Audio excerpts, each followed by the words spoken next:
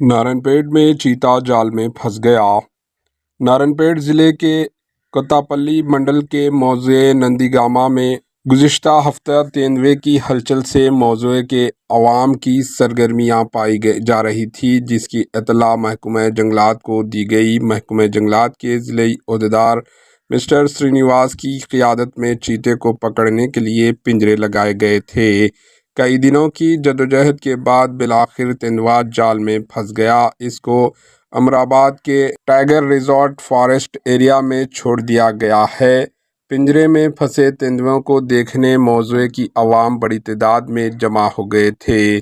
Bureau report, H-N news.